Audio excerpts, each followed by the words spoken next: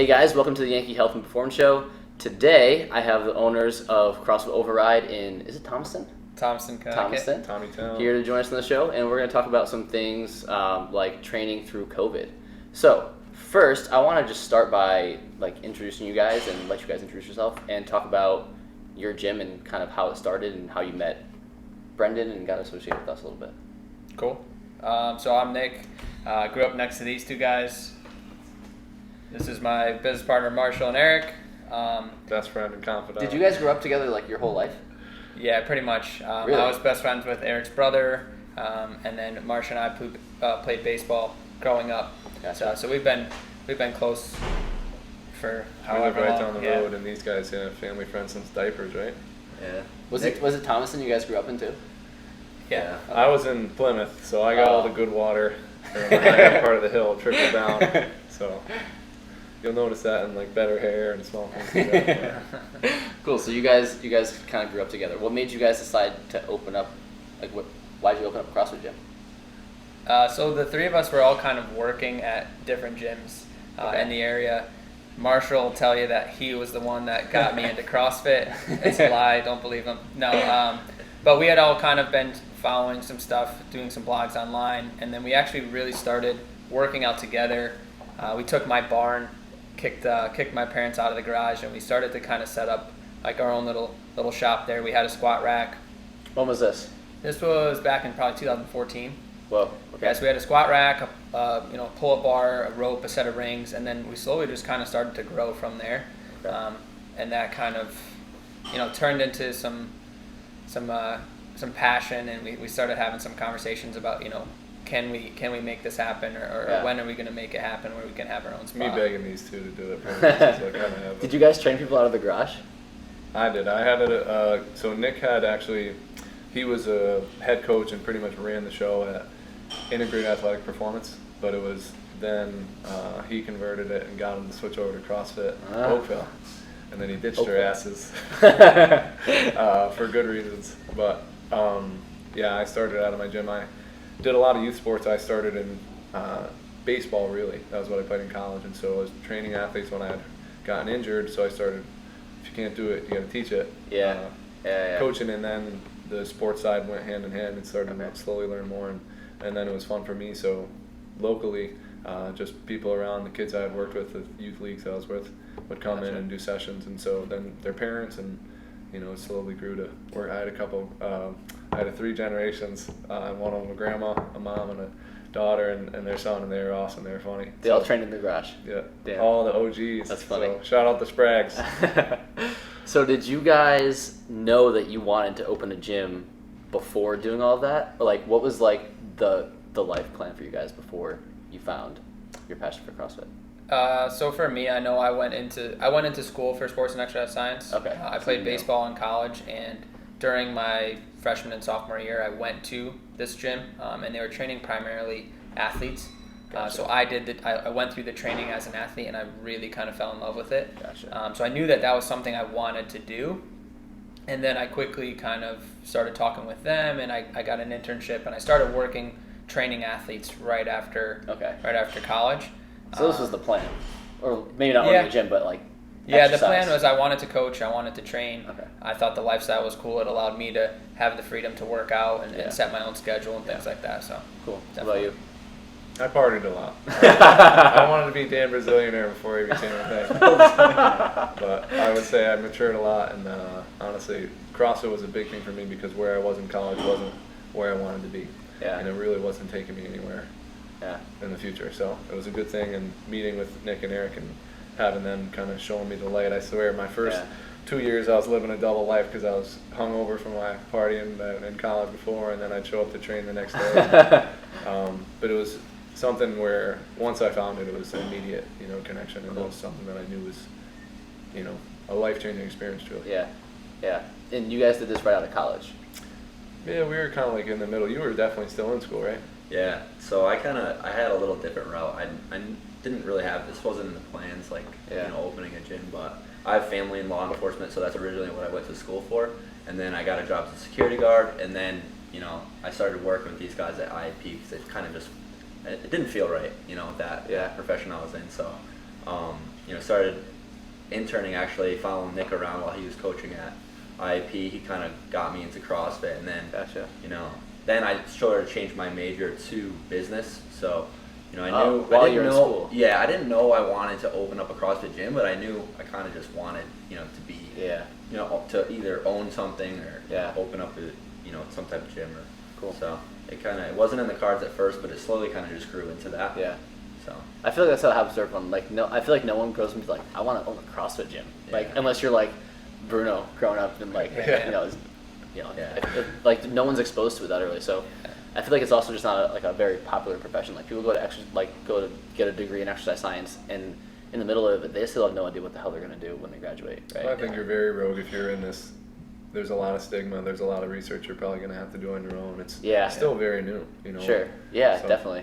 Yeah, I remember my first, I remember going through school and a lot of even just like the nutrition research, paleo was something that was not thought of, and it was your typical kind of old school traditional food pyramid type thing. And I remember having arguments with my professors and even things like, you should never do snatches for high reps for athletes and things like that. And I think just a lot of the science and the literature has changed a lot, and CrossFit actually really has kind of paved the way for a lot of new thinking and new ideas. Shout out Will Kramer for all that. Yeah.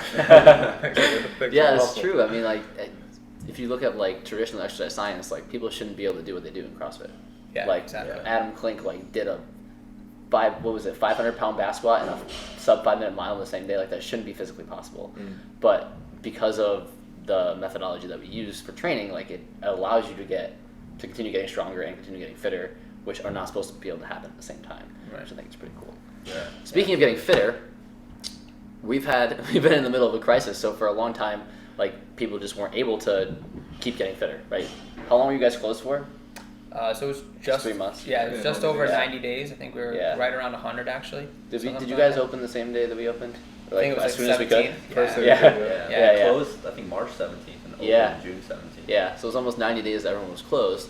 And you guys who are Yankee members obviously know all the things that we did with, our one-on-one program we do with you guys and check-ins. But I want to kind of hear about what you guys did with your members and what you guys are doing now that you've taken away from that.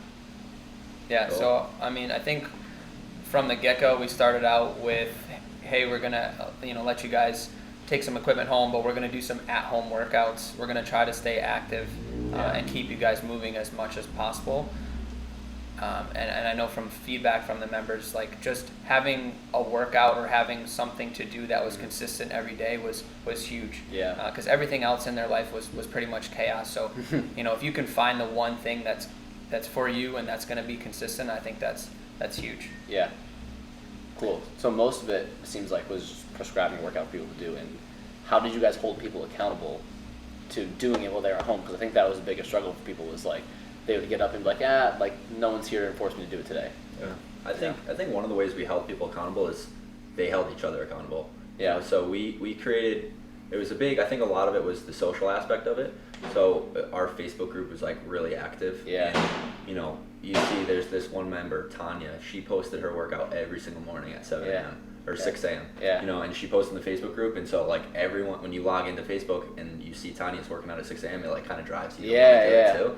So I think a lot of it was that, and like just if I see you doing a workout, like I know I get home from work, like I'm gonna make it happen. So I think it was more maybe not even us holding them accountable, but creating that atmosphere where they hold each other accountable. Okay. And then on top of that, we obviously did like some Facebook check-ins, or some FaceTime check-ins, one-on-one with clients. So I don't know if Marshall will talk a little bit more about that, but yeah, that was good. I mean, for us, honestly, for me, I really shifted my focus towards our staff.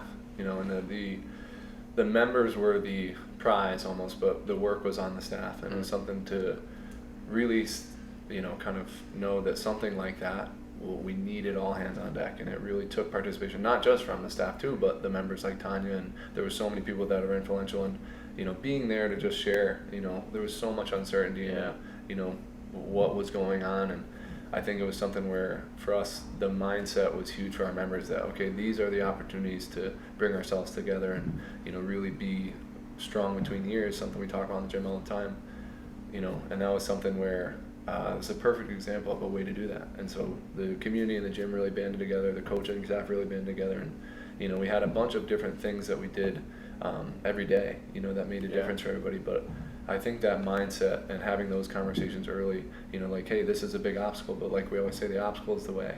Yeah. And I think this It's a is great book, something. by the way. Oh, it's fantastic. If you haven't read it, check it out. Ryan Holiday. But that mindset was huge, and I truly think it was something where we've had some things like this before. We had a roof leak, and our landlord, we had a crazy situation. Our landlord, awesome guy, was rushing to get these things done, but we were essentially without a space for about 2 weeks, or maybe a little bit less than that. And it was all hands on deck again. We did a really big job in parting, cleaning up, but we might have missed the rest of that day for classes, but then boom, we were off in classes at Nick's house right up the road, and really? pretty much maintained a full class. Made it into a positive experience, called it Flood Fit. So Yeah. he's got a little basketball court, so we're doing layup lines with the clients and stuff. That's so it's really cool, actually. Yeah. I mean, you got to find ways to take negative things and turn them into a positive. Yeah. Yeah, for sure. And I don't think, for coming back to like the Corona Fit, we called it, but I don't think there was any one thing we did that kept people like, on the path. It was more of just like accumulation of like, there's a lot of different stuff. We did like cooking shows every Thursday night. Yeah. So we did like trivia nights, so there's like just a lot of aspects. And I think, after coming back to the gym, we sat down with some members and just asked for feedback, do some reviews. And I think it came down to like the effort. People were really happy with that. And even if they weren't doing the workouts every day, just the pure fact that, like Nick said, it was the one consistent thing in their life that was positive. It was just like the effort that they saw us putting in was something that they were really proud of to be part of that. Yeah. So what things, did you guys take anything away from that time being quarantined that you still have implemented now? Yeah, for sure. I think obviously number one, like Marsh talked about, we've really put a big focus into changing our clients' mindset and just really looking at it and evaluating the mindset of that. I think that's been huge, because there's going to be more obstacles. There's going to be more things that come up. This might happen again. Yeah, I mean, you're gonna wake up and you're not going to be motivated to train every day. Like that's just normal and that's part of life. But if we can strengthen and develop our mindset, I think it's going to help people persevere, stay consistent when things don't feel great. So I think mindset's been huge. That's definitely something that I know myself, I've taken a bigger kind of dive into and really looking at to more of like why and what makes people tick and things like that. So it's cool. That's really cool. I actually just wrote a blog on, I don't know, maybe last week about how motivation it's real, but it's not real for like long term, right? Everyone, like the most motivated people in the world wake up and don't want to do whatever X that day, right? They don't want to go to their workout or go to work, whatever it is, but they do it because they have built the habits and they have the discipline. And like those two, building habits and having discipline matter way more than your motivational music or like the quote you read on your Instagram feed. Like that stuff just doesn't last forever, and you're not going to have days that are perfect. So if you can try to build those habits, right, that is where you're going to get long-term results. Is there anything you guys do specifically with your members to help them build habits?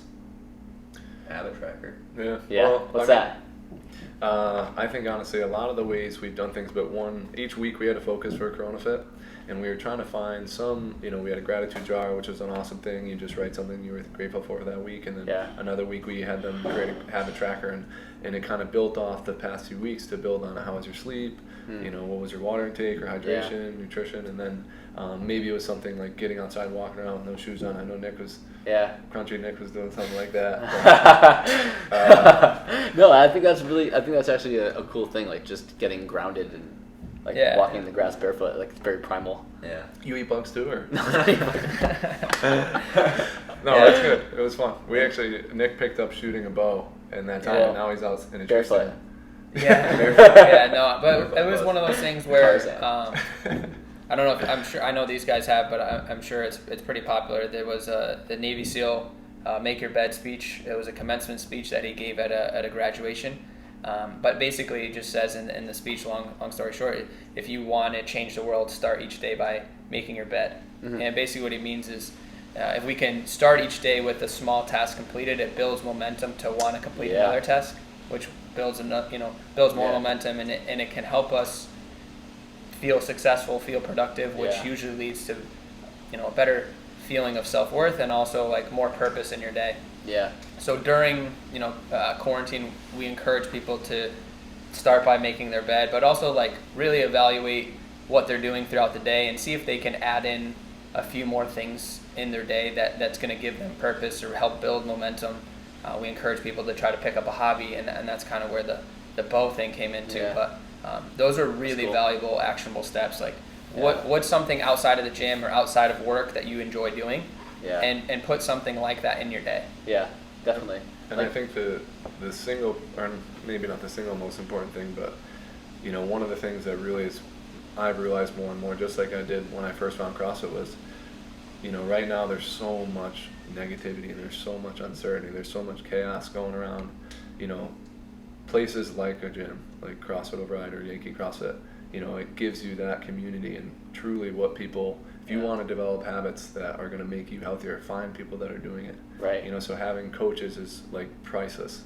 Having a community like this, it's something where, for me, I knew it was literally something that changed my life, and something for most people that if you get in the gym and now you've been in a long time, you understand. Yeah. But I think for a lot of people finding it, they Yeah. like kind of know it, but you don't really like trust these people Right. yet. You're like, oh my God. Your friends say, "Oh, this changed my life," and you're like, "Bullshit! It's a gym." It's Yeah. like, no, it's like CrossFit's more than a gym, like more than an exercise program. It's like a whole lifestyle that It's huge. Yeah. becomes like a part of who you are.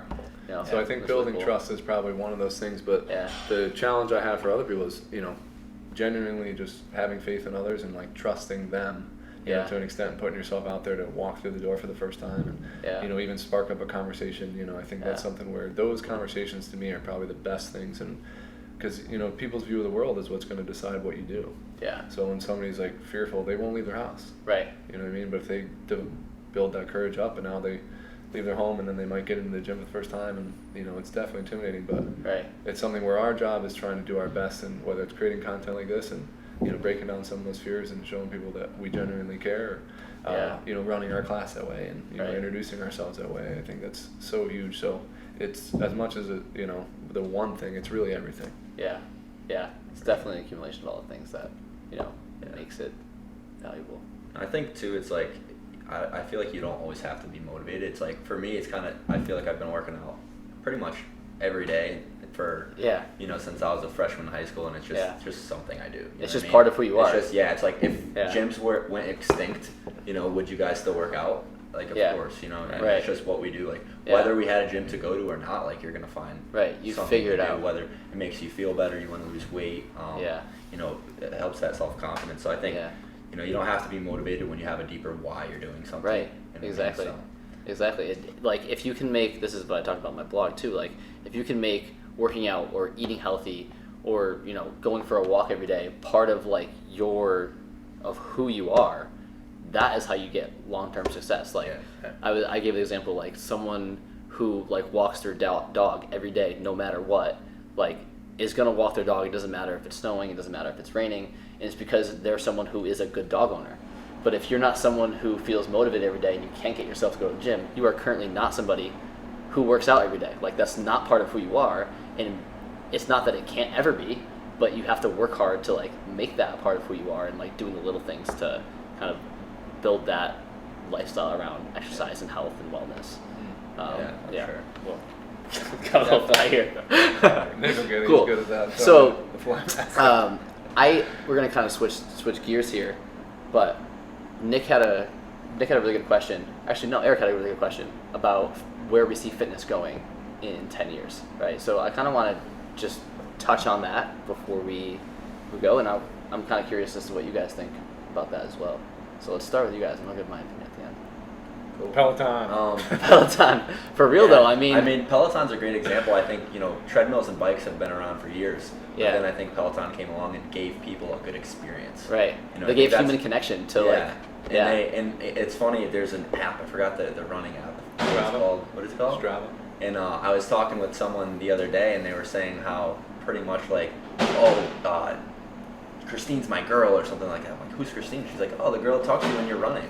And I was just like, that's crazy. Like, they just have someone talking to you while you're running. It's, an automated That's just thing. an app? Yeah, it's an app, and like she's like, all right, it's time for a hill, and like you just run up the hill and like That's you sprint. insane. And I think she was just saying like she related to this person as like someone that was human. Like, Christine's my girl, and I was just Wow. like, it was just a computer talking to you. So I think it just creates an experience for people. So Yeah. I think whether you do it online or whether you do it at the gym, in person, I think if you create a good experience for people, fitness could be anywhere. Yeah. So I think, we have a brick and mortar facility, and I know going online is kind of the trend right now, but I don't think the brick and mortar will ever go away because people like that human connection. Right. To be able to come to a place to get away from their house, get away from the computer, and come to the actual gym. Right. Like, I don't see brick and mortar going anywhere anytime soon. Yeah, I think the technology, as things change, they're going to adapt and take advantage of that. They had DVD sales, Billy Blanks, our boy, who was the other guy? Richard Simmons. But I think, P90X guy, who's that? my boy, Tony Horton. Yeah. P90X was brutal, by the way. Dude, it was really hard. If anyone never had a chance to do Insanity, P90X, that was really hard. hard. Yeah. Really hard. But I think, I honestly think our industry, the brick and mortar gyms are going to grow, what we offer as a service. And, I think for the product itself, just the growth in the 10 years or, 10 plus years that you've seen in CrossFit. I think really you're going to see more gyms like this. People are going to seek out this experience. It's just, to me, like, if you throw something up, it's got to come down. Yeah. And I feel like with technology today, a lot of people are seeing the benefit in it and the value in it, but also kind of the shortcomings of it. Yeah. So, like Eric kind of mentioned, the brick and mortar places are always going to be around. I think it's really who creates the best possible experience for the user. Who's going to have the most valuable service. And, I think now, to me, this is why I'm in the industry, and I think this is what we do is best. And it's just showing our audience that, showing our members that. And, I think the growth that you saw with CrossFit, it's clear that it's there. Will it continue to grow? I think the hard part with, culturally, again, is what things tend to do. A lot of people know what's best for us, but they don't always choose what's best for us. So, but I think, it'll always be around. And what technologies can we start to integrate? That's the question. I think one of the biggest things with the CrossFit community now is the CEO. One of the things I've asked a couple of times, actually I Facebook friended him, and said, hey, how are we going to use technology? If we can start to implement things like Peloton or Zoom or things that we had to do, that would be awesome. So if CrossFit affiliates have these platforms, create apps for their members, if that's where the franchise is going, fantastic. I'll pay double our membership, our affiliation fee. Yeah. But at the same time, if somebody else brings that on first, and now that's just a service, we probably, maybe the brand isn't there, and we work on our own brand. Yeah. So I'm interested to see how things go in the future, because things like True Coach apps we use, you can probably leverage those things now. For sure. To do it, and that's like we use a software service called Zen Planner, which it's good for our back end stuff and the things we do. But really, the function for the members is, you see at 8 p.m. when the workout's coming out, and people wait, and when it comes up. But then lately, just recently, we've had issues with the server. Yeah. So to us, it's like the better the technology, I think the more you can integrate that into what you do, the better you're going to be off. And whether it's something like Peloton or the brick and mortar stuff like us, it's just really leveraging those tools to the best of your advantage. So what'll happen? It's really up to you guys. Yeah. I also don't think Peloton. So I think Peloton is going to crush it going forward, by the way. But I think all those technology things are going to crush it. But I also don't think that they're direct competitors to brick and mortar. I think they're taking clients from people who are going to a commercial gym and getting on the treadmill for an hour, or on the spin bike or going to spin class. Like, you know what I mean? Like, they're not taking people away who are getting coached for fitness. Yeah. They're taking people who are already doing their thing, like spin or whatever, if there's a rowing class, whatever it is, like they're taking people from them. They're not really taking people from brick and mortar facilities who are focused on, health, longevity, movement, and move some weights. They're not taking people away from us. No, I definitely think like you're never going to replace the coaching aspect of it. No. And then I know, a little bit kind of off topic, but a small caveat here is like, we talked a lot about like increasing or improving one's individual health, and again, not to be the guy that's in the sticks, but getting outside, sunlight, and again, creating connections with other people, I think is going to be one of the most important things that we can do to continue to stay healthy. Yeah. So I encourage people to, put the phone down, put the computer away, get outside, go in the car and go somewhere. Like those actions are really, really important. And you can't replace them. Yeah. I even program for some of my clients at the end of their workout, I program 10 minutes walk in the sun. Yeah. Like, Definitely. just get some vitamin D and like get in nature. You know, like that makes a huge difference to, you know, your mood, your hormones, your recovery, everything. So I think all that stuff is definitely important for sure. Yeah. And you're not gonna get on a spin bike with someone talking to you. Yeah. Yeah, I think too, like, you know, where fitness is going and the COVID situation, I think it, you know, showed light on how many people actually just need help. You know what I mean, I feel like since we opened up our doors, it's like there are people that just came back to the gym and like, or are new to a gym that just need help. You know what I mean? Yeah. And they need coaches or they need a program to follow. And you know, online may just not do that. Yeah. You know, with your accessibility of the stuff that you have at home. Yeah. So you I definitely think- can make that work for sure. But I think it's kind of like, you know, the beginning for a lot of people. Like you can Yeah. get them started with some online stuff, and I think that opens the door for like, hey, okay, I've done doing this for 30 days, 60 days. Like I want to go into the gym now and Right. get more help. You know? Right. Well, that was my thing where I think Peloton is exactly like you said, the opposite of pulling from us. They're actually probably bringing people to us. You know, I think they're the gap between somebody who's not comfortable walking into a CrossFit gym and looking at all these hardos with their shirts off, or crunchy weirdos walking with their shoes barefoot in the sun. Right? But there is now at home the convenience, the structure of a class, having an instructor, you know, paying a much more of a premium monthly membership or investing in themselves. And, you know, I think the whole culture around that, there's a lot of overlap, a lot more overlap than you watching Netflix at home eating you know, bullshit. And we're on the same team at the end of the day. Yeah. Like, you know, we're trying to get people healthy and fit, and the mode that we do that is different. Or the medium we do that is different, but, you know, it's still trying to get people healthy and fit. Yeah. You know, So whatever it's you're gonna that do bridge with to that. where you want to do it and how you want to do it. And, you know, my brother actually is probably the biggest spokesman for Peloton, him and his wife. So The biggest what? They're walking Peloton billboards. Really? Yeah. I'm pretty sure they've gotten over 1,000 different people doing Peloton. Yeah. That's Wow. an exaggerated number. That's a lot. I mean, Peloton's a cool thing, but Yeah, I mean, they're there's gonna- other services like them too. Like, it's not just Peloton. It's, you know, your online yoga or Mirror. right? And I saw another one that came out the other day. It's like a knockoff Peloton, actually. Really? There's one that's actually pretty cool. I forget the name, but Stu Brower.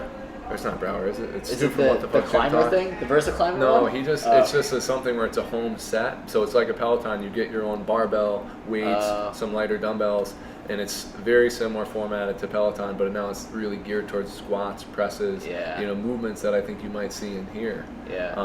So it was something that he's funny. He's really active in talking about, hey, what are you going to do to adapt to the times, the technology, you know, the competition. So I loved it because I thought that was something to me where, times are changing. You know, so how do you change with it, and what do you do to meet that level of, you know, the new standard of fitness? Yeah, and I like I agree with both you guys in that, like, brick and mortar isn't going away. I think I don't know right now if I see CrossFit, like the brand CrossFit succeeding forever, but I don't think that matters because I think each individual gym is going to succeed if they have the right systems in place and if they are truly rooted in like helping people and improving their health.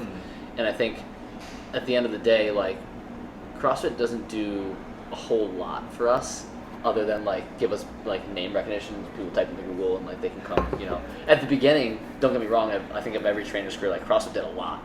Like not even like actively, but just like us like going on the journal and like just learning about fitness. But I think from like a business perspective, it doesn't do a whole lot to actually help your business grow after the initial, like, this is now a CrossFit gym. Other than, again, people finding you through, like, typing in CrossFit. And it might stick around for a really long time. It might not. I don't know. But I do think that brick and mortar gyms, regardless of if they're CrossFit or not, are going to still be around. Yeah, I mean, I think regardless of, you know, wherever the trend is, you know, for me, it's something that this has 100% been the most fun way to train. It's gotten me in the best shape of my life. Like, I will continue to train this way, whether it's whatever it's called. Right, exactly. I'm going to do Metcons, I'm going to run and then do some heavy lifting or a combination of rowing and some burpees and deadlifts or whatever it may be. Right. It's just the complete package, and it really is the best way to train, in my opinion. Yeah, I agree too. It just doesn't matter what it's called. Right? Like, Well, my thing too is I think that it's funny now, but now the things that have transpired in just the last couple months, Greg Glassman was the man. He was the guy who, it's funny, I had a lot of friends that were I love Rich Froning, I love Jess Bridges, and I love Greg Glassman. He was the guy who, to me, I wanted to emulate because I thought he was going to have the most help and the biggest reach. And if you don't know what happened, now I think we realize he was probably the limiting factor. Yeah. And this is one thing I've heard a lot of people now that, just because you do one great thing doesn't mean that gives you a pass to do, bullshit. Right. And this is one thing now that I think the more I've seen where it's like, wow, he had the wool over a lot of people's eyes, and hopefully, or in my mind, without a doubt, now the company, the organization, the brand, things are only going to get better. Yeah. So in my opinion, it's really gyms like ourselves and that get to represent the best of the brand, and hopefully now from the organization standpoint, you'll see that meeting it. You'll see people that are reflecting the care that we have all the way up to the top. And if the CEO and the people around him and the people that are now involved, I think hopefully that's the faith I have, just like I say with somebody coming to us, that we'll have with them, that they have that ability to take that leadership, and then also the technology and I think the education, because the thing I'm learning is so much about the team around you, the people around you, and the community as well, but your staff. And so that was one of the things I knew made CrossFit grow. They had the best strength coaches, they had the best running coaches, they had the best gymnastic coaches.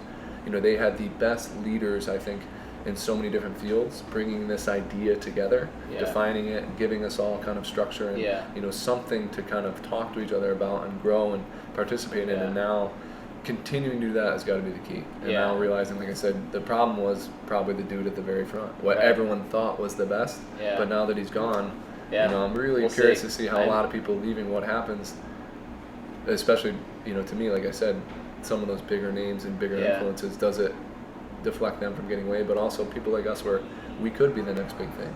We can be the next big service product idea that helps, these industries change and grow and get better and better. So yeah, for sure. And I think he changed fitness forever. You know what I mean? For sure. All of us train this way because what he created. And I think he opened opportunities saved American weightlifting pretty much. Right. Now people are getting into gymnastics and powerlifting, all those things. It started maybe with CrossFit and the way it grew, but now people are going out to stopping CrossFit, doing Olympic lifting and all this stuff. So I think all of those things are together as one, and I think it helps push people forward. But like you said, I don't think it really matters what it's called or what you do. I think it more about the brand of your gym and how you treat people, and if you get them results, you can call yourself the gym. What I mean? If you have a good culture and you're helping people get where they want to go, I think it doesn't really matter what you call yourself. But I also think that in the next, we're talking about 10 years here, in the next 10 years, you're going to start, well, we're already starting to see it, but a shift from group classes is the only thing you need to one-on-one is super helpful for a lot of people. Maybe not for everybody, and everyone doesn't need one-on-one, but for a lot of people, one-on-one is necessary. It has to happen. It's not even you have these two options. One-on-one is the only way for you to actually reach your health and fitness goals. And I think what you're going to start to see is a lot more education around one-on-one. People like we're the coaches at Yankee are getting educated in how to get people out of pain, right? You're going to see gyms become a place where people go for that rather than stopping exercise and going to the physical therapist or their doctor telling them not to do X forever again. You're going to start seeing gyms do one-on-one training they're essentially becoming the new healthcare clinic, right? Yeah. And I think that's going to be a shift you see in the next 10 years too, is you're not just helping people who are already healthy get more fit, right? We're going to have people who are not healthy and injured go from that state to healthy, which I think is way more critical than bringing someone who's already going to be healthy no matter if we were here or not, to helping them go from healthy to fit, right? It's way more important to take someone from illness to healthy. Yeah. Right. Well, that's the shift we're going to see. And that's one of the things I think about, where the mission that CrossFit, a big part of CrossFit was correlating, hey, fitness is health, right? It's just work capacity across broad time and modal domain and your age. That was now how we defined it, and it was something where for a lot of people, I've had more and more reassurance to these things in my life in the short term, and just how I'm affected by what I'm eating, what I'm doing from training, sleeping, and my acute performance. And then I could see it on a larger scale with my family, friends at end stage, and when you're later in life, and the effects of chronically, doing nothing, chronically consuming sugar, Right. chronically having bad stress management, or just even being afraid, of somebody walking up behind you. And, I think, this is something to me where stress management, emotion, and how that drives pain. This is one thing I love, talking about how pain is really emotional to people. And there's people that are suffering from things that happened years ago that have nothing to do with There's today. something physiologically wrong with you right now, but you still have pain. Like, what's going on there? Like, there's a lot of, I've talked about this article a few times, but there's this famous article where a guy goes in to get an MRI on his right shoulder, that he like fell and like tore his labrum or something, right? And he gets an MRI, but the MRI both shoulders, and he ended up having a torn rotator, like one of his rotators was torn on the other side, had no pain before. As soon as I gave him the MRI results, like excruciating pain that he had to go through years of therapy for, that he didn't even know he had a torn anything. It was just psychological, right? So yeah, there's a lot of things around pain that I think fitness coaches can actually help with. I don't think that we're the people that like you're not gonna get hurt and go to a fitness coach. You're gonna have this chronic back pain that happens when you exercise, or when you're just sitting on the couch for the last 10 years, and now we can help you get out of that, right? I think that's where you're gonna see the change in the next 10 years. Yeah, I feel like the more successful attempts you have at that, like the confidence builds, and I think I had a client that I personally worked with that hurt her back, and like she was at a point where she was gonna go to the hospital. Like in the morning, she told me she was gonna go to the hospital, and I just said, hey, come on into the gym, we'll do some stuff. And I'm not a miracle worker. I did some very simple stuff, some stuff that Nick wrote up on our Bulletproof Back program, and she just did it every day for 3 days. She said she was completely pain free, and it was something like she was gonna go to the hospital to like she was good in 3 days, and it was something like she didn't have to seek out a doctor for, which I thought was pretty cool. Yeah, really cool. And I think we all have, a number of stories where, one of the big things I think for me, again, it kind of comes back to your perspective shift in a client where like you're not fragile. It's so funny because people, when you talk about like being human, it's like the limitation of you, but that's something where like I loved Reebok's campaign of like be more human, where it's like, no, that's the higher of you, your expectation of exceeding what you thought you were to more. And I think that's one thing with a lot of our clients. It's like a double-bladed sword between people that think they're invincible, and then you have other people that think they're made of glass. And finding that blend of a program, a structure, and a coaching experience that gives them and shows them that direction that they really need. But more people in a lot of ways, I think, like we were saying, emotionally suffer from a lot of things. And this is one thing where there's a really good video. If you guys go check out Elliot Crane's The Mystery of Pain, where Elliot Crane, awesome. It's a short little TED Talk. I think it's like 10 minutes, but he pretty much explains that largely we don't understand pain right now. It's something that for most people it's a mystery, and he's going to look back, and it's funny, but we might have a better understanding of pain management just by listening to someone's problems and what bad day they had, and how that actually affects how their shoulder feels. And then even, you don't warm up at all. Right, you had an argument with your boss, like your diet is shit. There are so many compounding factors, and but they think their labrum's torn. Right. Well, it might be, but it doesn't matter, because you might have a torn labrum and have pain, and you might have a torn labrum and not feel a thing. Yeah. So why is? Well, it's just so funny how I get so many people that are like, I have torn labrum. I'm like, oh, like you went to your doctor? I'm like, no, I just think it's torn. And it's something where people are so quick to diagnose something, and it's something where for me, like I really avoid diagnosing things, and by just even saying, hey, this sounds like tendonitis, that's out of our scope for sure. Well, and it's something where I think for a lot of people, we're quick to diagnose things, and then the problem is if the client doesn't understand what that means, now they're running with it, and I think a lot of people don't realize, like, I know Dr. Sean in Active Life talked a lot about herniated disc, where people, they think their life is over, when they have a herniated disc, and he's like, most of us probably are walking around with some sort of herniated disc right now, and we're clean and jerking and squatting. I think it's something where for a lot of people, they take the idea of it, and it's that fear of loss or that fear in general that causes way more pain and suffering than the actual physiological damage. So teaching people those steps to kind of warm up well, just simply take some rest, give your body some TLC, sleep 8 hours plus, and change your diet, and then boom, you'll see these back surgeries and things they need cleaned up and fixed. And I think for sometimes for sure you're going to absolutely need those interventions, but for most of what's going on in our healthcare system or our sick care system, people need to just get the little things down and do the basics really well and focus on kind of listening to their body and relearning how to listen to their body. I feel like that's been really hard too since COVID. Like people's stress, diet, and sleep have all been shit.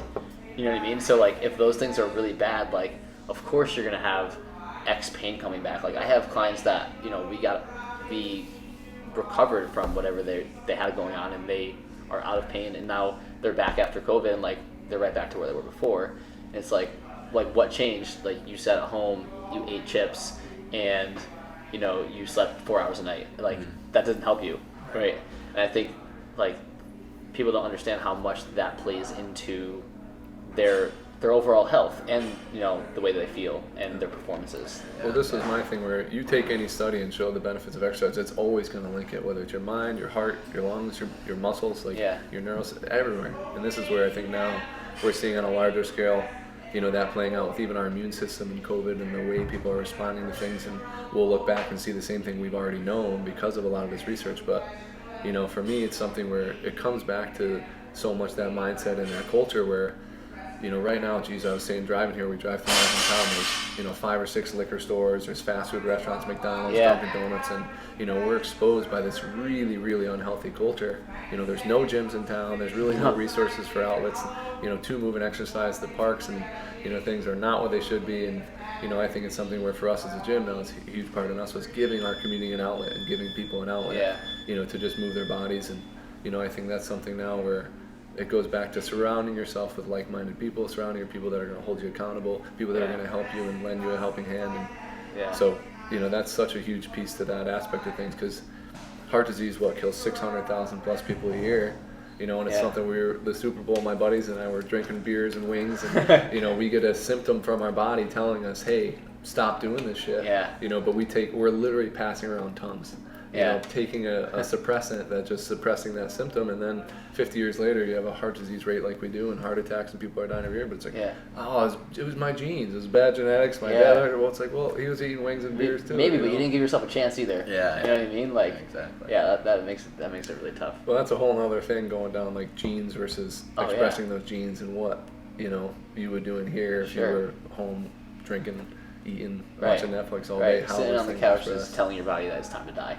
Yeah, pretty much. At the end of the day, like you gotta keep your body moving. Yeah. Cool. Do you guys have any before we kind of finish up here? Do you guys have anything that you're reading right now that you guys would like to share? Any sources of information? I'm actually currently reading the book that we just talked about, Obstacle is the Way. I'm like 3/4 of the way through it, and I'm for the second time. I freaking love that book. I think it's so cool. Have you guys read it? Great read. Yeah. I've actually started it. I haven't finished it yet. Okay. Yeah. I've read a couple other of his books. Yeah. Stillness is the Key and The Daily Stoic. Okay. Yeah. The journal one? Not the journal one, but it's like a daily passage. Okay. Cool. Yeah. Some good stuff in there. Just again, big picture kind of philosophy type ideas. And cool. Mindset stuff. So. Cool. Yeah. No real books right now. Just checking out the journal, old school. Wow, bringing me back to my roots. It's good stuff. And I'm reading a book called Fix This Next. It's a book about there's a lot of problems in your business or things that you can do better, and it just gives you steps of like where to start, pretty much. So I'm halfway through. It's a good read so far. Okay. It gives you like actionable steps of like things you could do right now in your business that'll help move it forward. Okay, really cool. Really cool. All right, thanks for joining us. If you gotta find these guys, you can get them on CrossFit Override Instagram, CrossFit Override, Instagram, Facebook, CrossFit TikTok. Override. No Twitter Website. yet. We gotta get on Twitter. No, I don't think you need to. Check out Nick's OnlyFans account. All right, we'll catch you guys next week. Thanks for joining us. Congrats, guys. Yankee, 10 years. See you guys.